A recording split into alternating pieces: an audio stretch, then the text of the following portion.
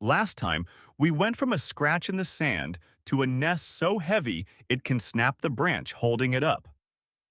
This time, every nest gets one extra thing, the single detail that should make you stop scrolling. A number, a behavior, a comparison that makes the size or the skill actually land. 12 more nests. Let's go. Number 13. Mud nest.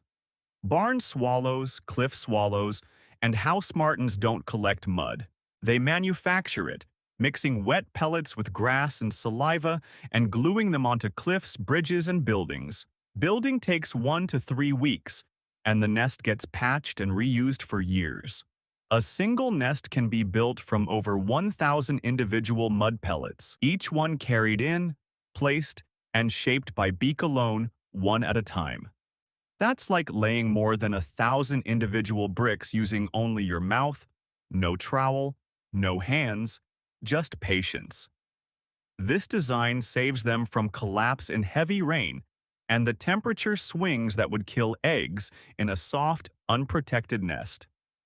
Mixing mud with fiber, grass, saliva, creates a natural composite material, the same principle behind mud brick construction, where fibers stop the dried material from cracking.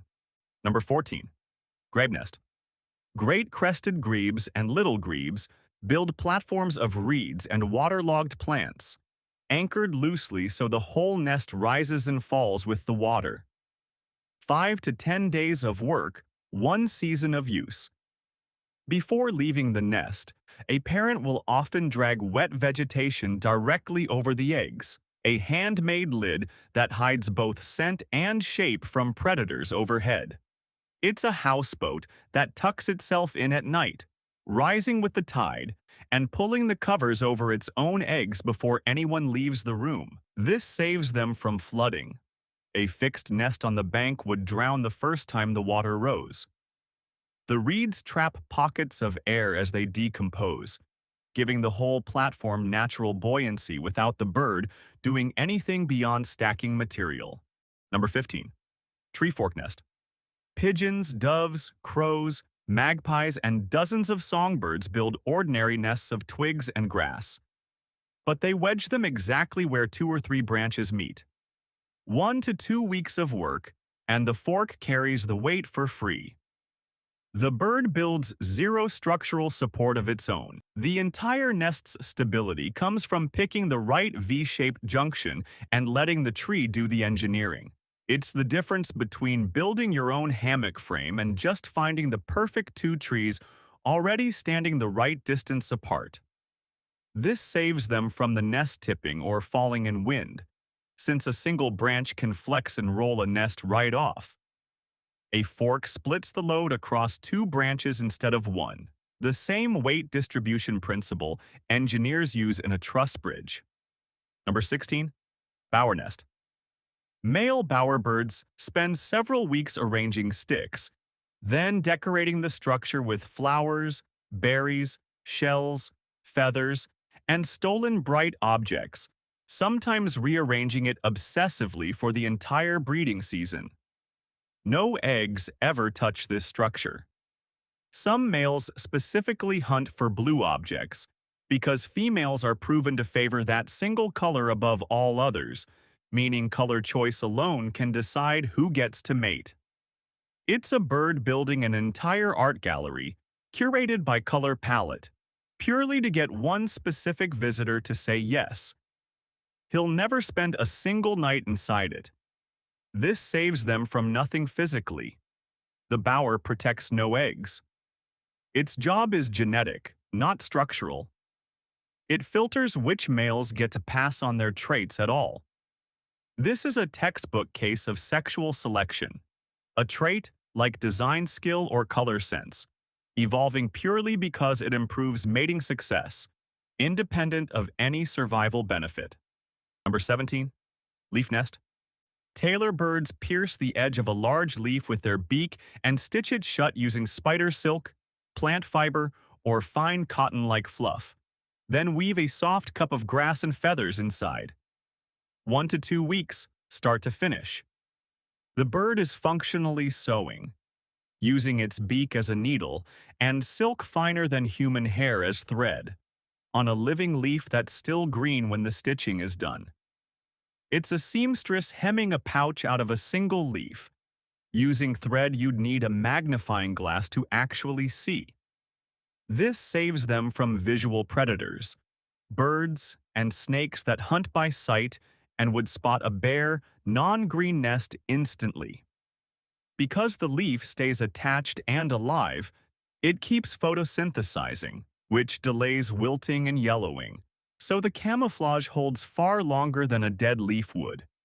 Number 18. Silk nest. Sunbirds weave spider silk with soft grass, feathers, and bark fiber into a hanging pouch. 7 to 14 days of work, 1 season of use. Spider silk isn't just strong, it's elastic. As the chicks grow and shift their weight, the nest physically stretches to hold them instead of tearing. It's a nest-wearing stretchy fabric that grows with a baby, expanding on its own, no rebuilding required. This saves them from the nest tearing apart mid-season as chicks rapidly gain weight and size.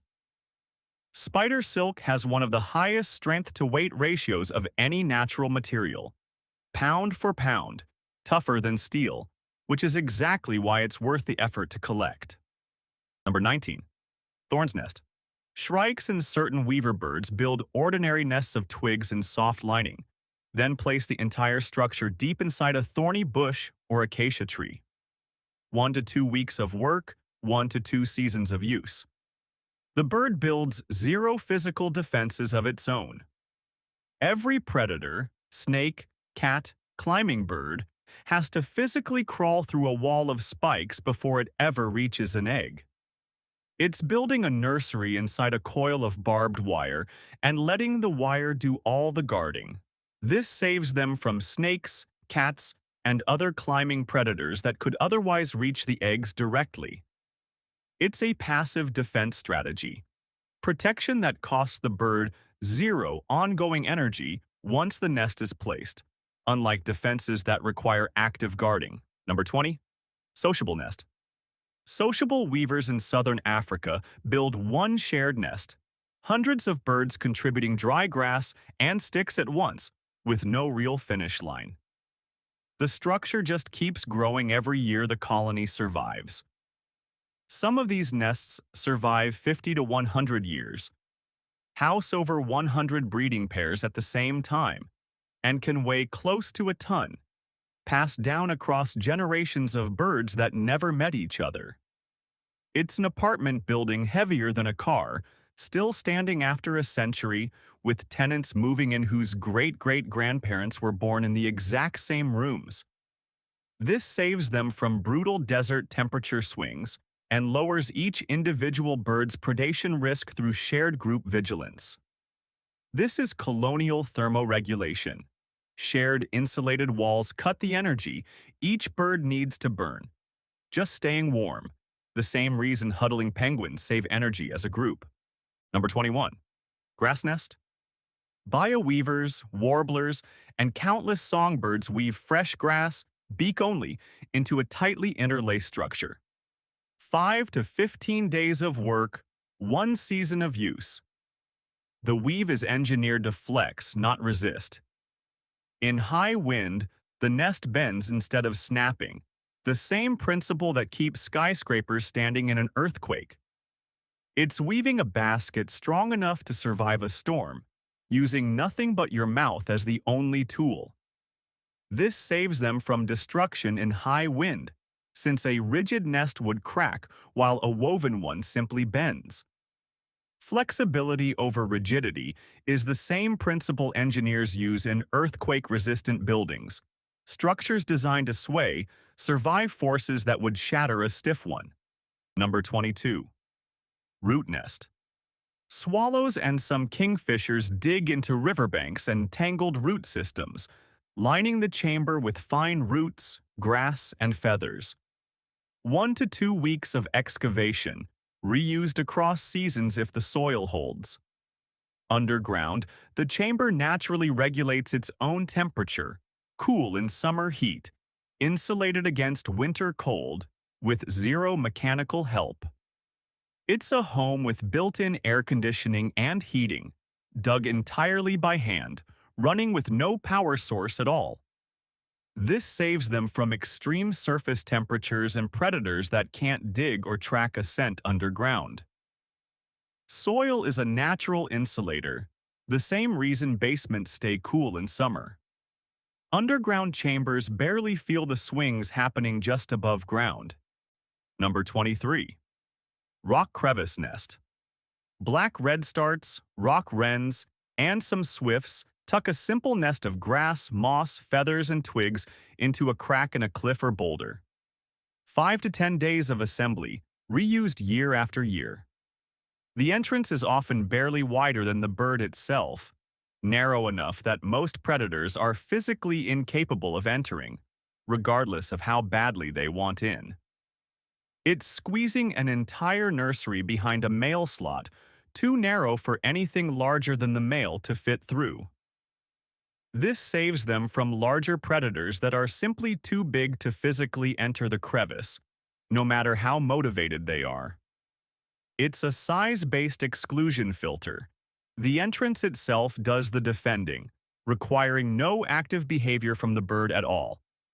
Number 24. Cactus nest. The cactus?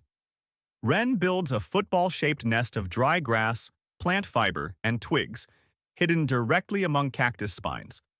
1 to 3 weeks of work, several seasons of reuse. The birds don't just rely on the spines.